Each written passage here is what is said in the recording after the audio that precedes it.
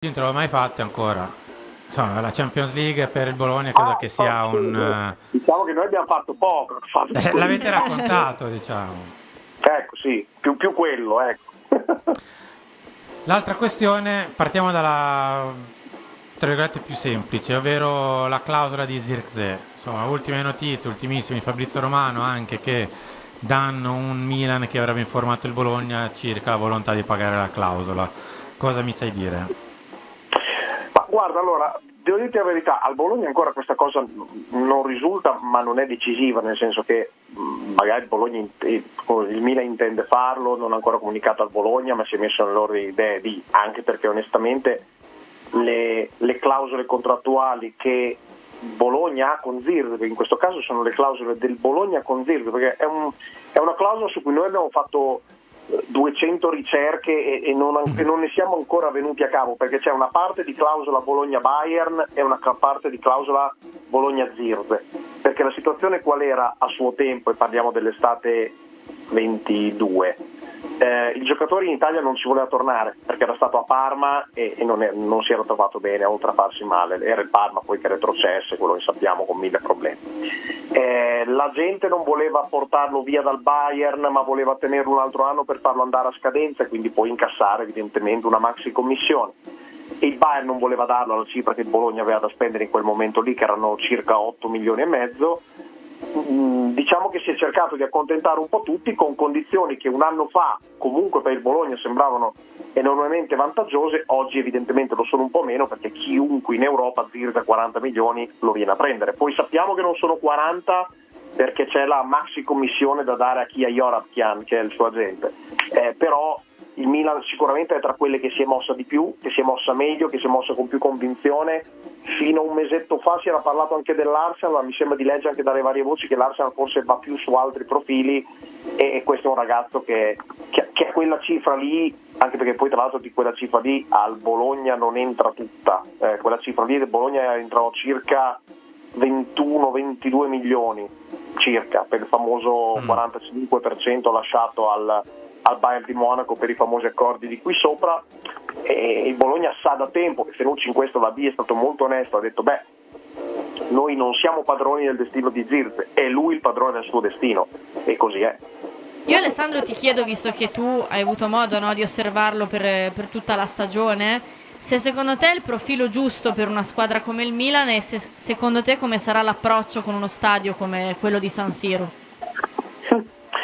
Allora, io devo dirti la verità, non ho ancora guardato bene, perché anche noi con la partita dell'allenatore siamo stati in ballo fino adesso, fino a ieri, con Vincenzo Italiano. Non ho ancora studiato bene che Milan sarà quello di Fonseca, se a una o a due punte.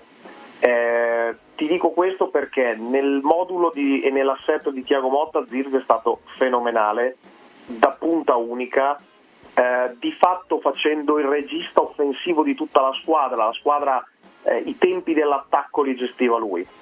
È chiaro che se la squadra viene impostata in un modo diverso, o anche con un modo di giocare diverso, faccio un esempio: se tu ti aspetti da Zirkzee che lui faccia il terminale fronte alla porta che colpisce di testa, hai preso il giocatore sbagliato.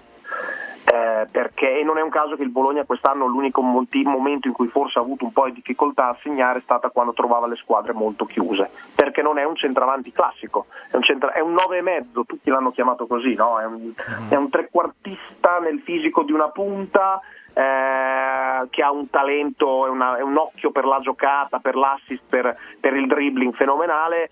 Chiaro, lo vedo bene in un attacco a due punte, lo vedo bene anche in un attacco a una punta, a patto che poi ci siano dietro di lui dei giocatori pronti a inserirsi, che a quel punto dopo lui te li mette in porta. Alessandro, io invece ti chiedo dell'altro giocatore, anzi forse ancora di più legato a Milan e Bologna, che è Alexis Salmaker. C'è un riscatto, un diritto di riscatto per il Bologna, ma quali sono le idee di Italiano a riguardo e del Bologna stesso? Sì, mi verrebbe da dire, viste le novità dell'ultima ora, più di Italiano, perché io rispetto a un paio di giorni fa, non c'erano dubbi sul riscatto di Saelemaekers, anzi sapevo di un Bologna che aveva contattato il Milan anche per capire un po' se si potevano fare, sai, magari tempi di pagamento diverse, rate diverse, eccetera eccetera, quindi tutto mi portava a quello. Oggi è uscita questa notizia di cui io sinceramente ancora non ho una certezza assoluta, sono sincero. Chiaro che se è cambiato così lo scenario è perché forse Vincenzo Italiano ha detto che non è un giocatore magari fondamentale per quelle che sono le sue idee. Certo, pensare che da Selemaker si viri su Kwame, ok che l'ho allenato Italiano, ma non è esattamente lo stesso piatto, per capirci, se parliamo con termini di ristorazione, non è proprio la stessa cosa, anche se penso alla coppa che il Bologna deve andare a fare. Quindi ad esempio negli ultimi ore è uscito il nome di Suslov, un giocatore già diverso anche quello. Ecco, io per esempio Selemaker è uno che vedo benissimo, avrei visto benissimo a questo punto, forse devo dire, nel 4-2-3-1 di Italiano in tutti e tre i ruoli sotto la punta. Quest'anno lui ha fatto anche il 10 a Bologna in qualche partita e lo ha fatto anche sommariamente bene.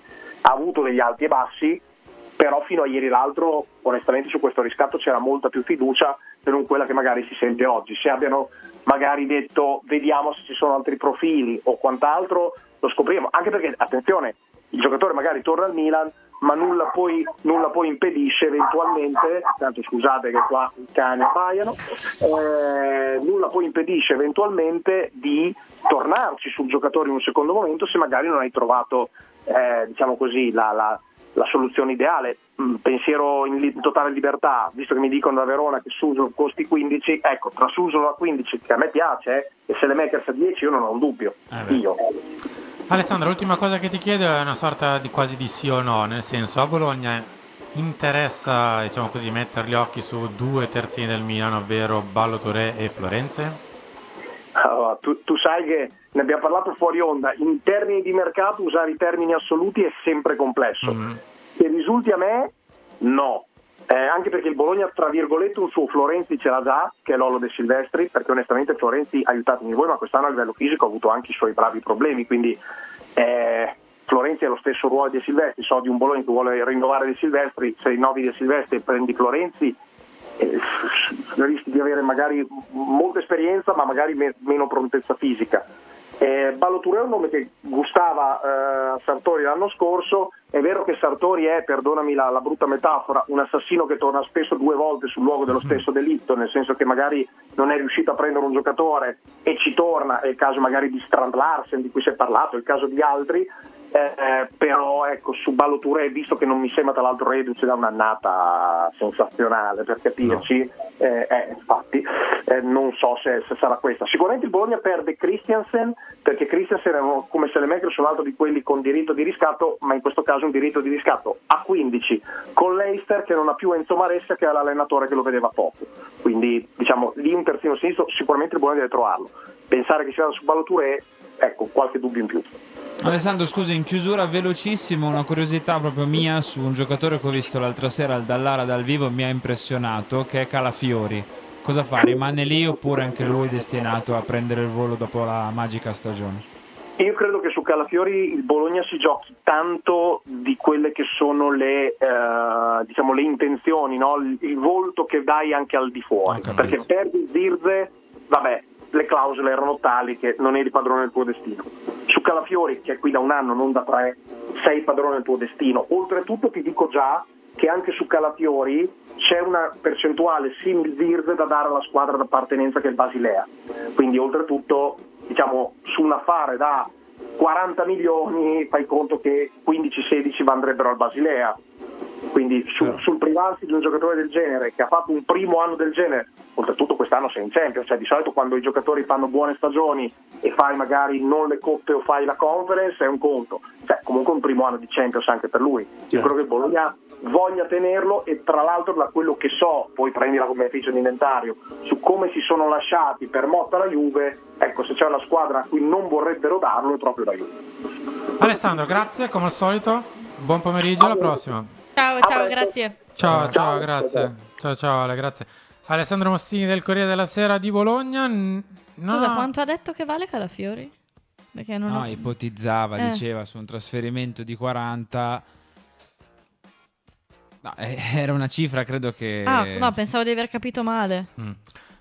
Davide, non so se ti è arrivata la grafica in estremis, grazie. Se quando ce l'hai me la metti in onda, così ne parliamo al volo, così esauriamo il discorso a Zirkzee. In che senso ci credi? È che nel mercato di oggi è possibile che ti costi certo. così. Un difensore certo. giovane italiano che ha dimostrato questo. Adesso non so se può valere più di Buongiorno Calafiori, però dipende anche dagli anni di contratto, l'età, tante cose.